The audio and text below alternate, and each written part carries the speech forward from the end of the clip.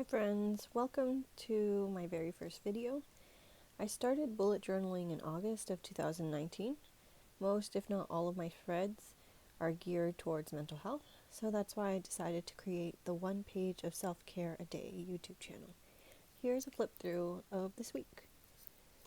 Also, for those wondering, the journal I am using is a happy planner. I really like it because you can easily take out the pages and move them around. So here you see that I've taken this page out, and then I can easily add it.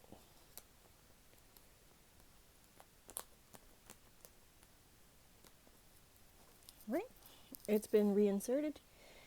So I'd like to point out that all of these threads correspond to a story, which you can read on my blog.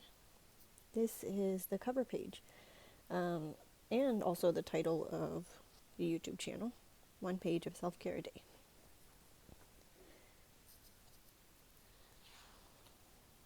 This is a spread that I made after I learned to re-ride a bike after 20 years. It was a bit of a disaster. I deal with anxiety levels on the daily, and this one activity caused me to have 2 anxiety attacks in one day. I had trouble using the handlebars, and also the gears. I got very nervous when I would ride my bike across an intersection or ride in close proximity to pedestrians and other bikers. When I reached a steep hill and almost crashed, I almost gave up completely. It's little things like this that I have to deal with on a daily basis. I struggle with anxiety and depression on the daily, but it's how I react to these ongoing emotions and thoughts that determine whether or not I use these experiences as lessons or not. So I wrote this quote here to accompany the blog post.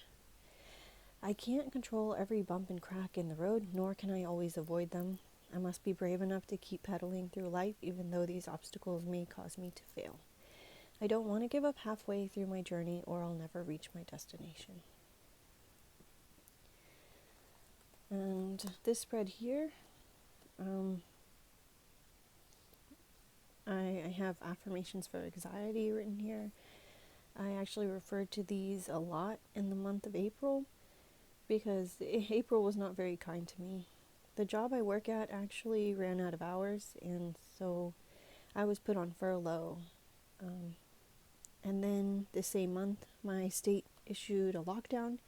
So for my birthday, my boyfriend wasn't able to attend my birthday celebration, which wasn't a big deal until I found out he was going to propose that day. So a lot of delays in plans and uncertainty with job instability and unexpected changes, but trying to be positive and patient.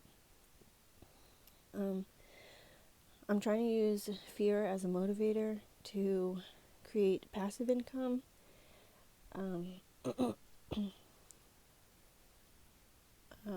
So that's why I decided to create this YouTube channel, and also, the blog posts and all of that.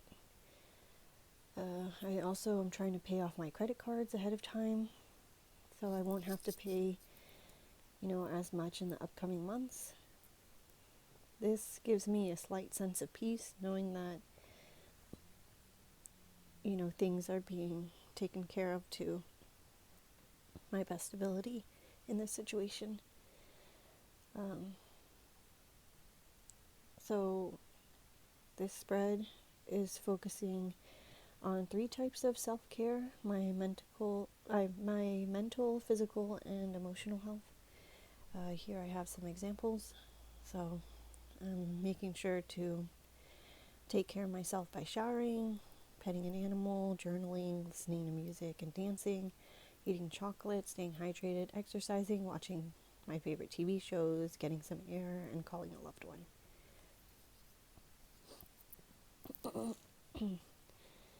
This is a tribute to the giving tree. Some days I'm just hit with old memories.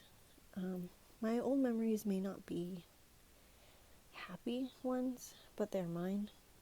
So I was actually introduced to depression during my first romantic relationship. I was 17 years old, and my boyfriend at the time was suicidal. So, after 4 years of being manipulated and treated horribly, I actually became suicidal myself. I couldn't turn to family or friends because I was forced by him to burn these bridges. I suffered for a long time, even after the relationship. My self-esteem, self-confidence, and self-worth were non-existent until I entered therapy to combat the pain. I have triggers often, but I learned to accept everything that has happened because it makes me who I am today. I struggle with anxiety and depression, but I fight. Past memories will always be there, will always pop up from time to time, but I'm constantly creating new memories and moving forward. April wasn't great, and so I added this quote here: April showers bring May flowers.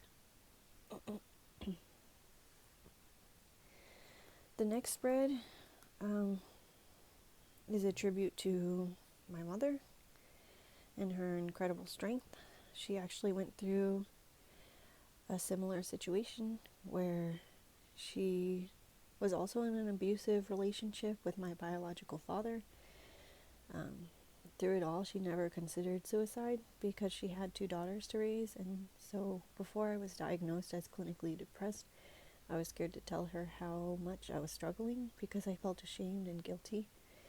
I would tell myself, why can't I be strong like my mom? She went through worse situations and persevered, so I would think to myself, why can't I do the same? Because my mother is so headstrong, she didn't understand why I was struggling. In my family, there used to be a stigma against mental health, depression. Depression was just not real. It just was some made-up thing. No one really valued or acknowledged, that depression existed, basically.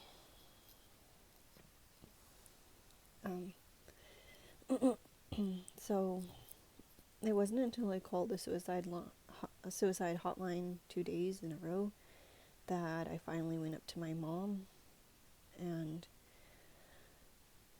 I cried in front of her. I basically told her that I wanted to take my own life, and if I didn't get help, I wouldn't be here tomorrow. She finally understood the gravity of the situation and scheduled me an appointment with a therapist. If it weren't for my mom hugging me and telling me she loved me and that things would be fine, I wouldn't be here right now. So I just want to say thank you to all moms out there who may not always agree or understand what their child is going through, but is always there for them. This is a brunch menu that I made, also a gift idea spread I created for Mother's Day because I have an amazing mom who means the world to me. And so I just wanted to give her the best day possible. And this spread is a tribute to my college days. College is hard enough, but adding anxiety and depression on top of that was torture. All the tests, presentations, lack of sleep, while juggling a toxic relationship is something I just never hope to repeat. There were days I couldn't get out of bed, but I did, and went to class. There were multiple times I wanted to quit school, but I didn't quit. It took me 6 years instead of 4 to finish, but I persevered. Through my efforts, at least I have a college degree and proved to myself that I'm stronger than I think I am. I didn't allow my depression or anxiety to define me or stop me from graduating. So this is just like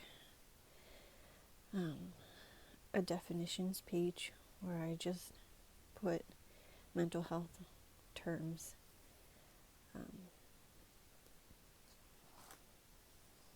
And actually after college, I was I accumulated $40,000 in student loan debt, and so my anxiety levels were spiking when I had to pay them all back, or when I started getting those like monthly payments that were $500, and I couldn't pay them because I was working at an internship where I only got paid $8. So I actually opted out by joining an AmeriCorps / Peace Corps / Teach for America program to defer my payments while gaining experience in my field, receiving a stipend, and a $5,000 education award. Ever since graduating, I knew I wanted to pay off my student loans to achieve financial freedom. I may not know what I want to do with my life, but I know I want to pay off my debt. Honestly, the workforce was not nice to me. With each job, I fell victim to discrimination, sexism, and racism. I saw corruption and felt used and abused by the hierarchy. I fell into a huge depression and felt that hardships always found me. I just wanted nice coworkers that I liked and a nice boss. I wanted to be valued as an employee and not be taken advantage of, but those experiences helped me learn that happiness and success is not measured through accomplishments or job titles. I used to feel like a failure at life because I was in debt. I didn't have a career or a house. And then I changed my definition of success. My new definition of success is being happy. It's nothing glamorous. Being successful to me means being happy because I was sad for so long. I stopped comparing myself to others and told myself everyone follows their own path and goes at their own pace. Slow progress is better than no progress. So here I am 4 years later, and I've paid off $20,000 in student loans.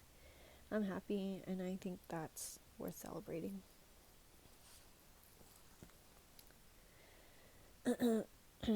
And here is the last spread. I wanted to leave off on a positive note.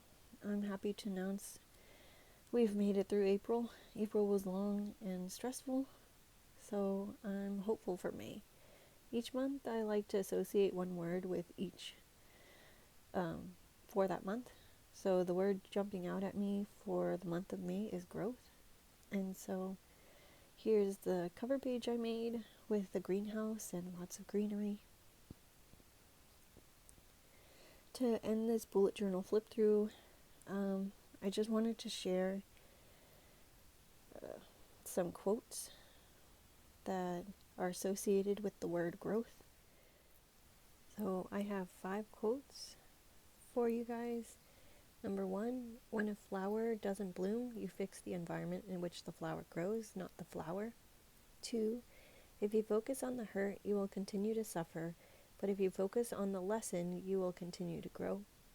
3, growth is painful, but nothing is as painful as staying stuck somewhere you don't belong. 4, your mind is a garden. Your thoughts are the seeds. You can grow flowers or you can grow weeds. 5, always go with the choice that scares you the most because that's the one that is going to help you grow the most.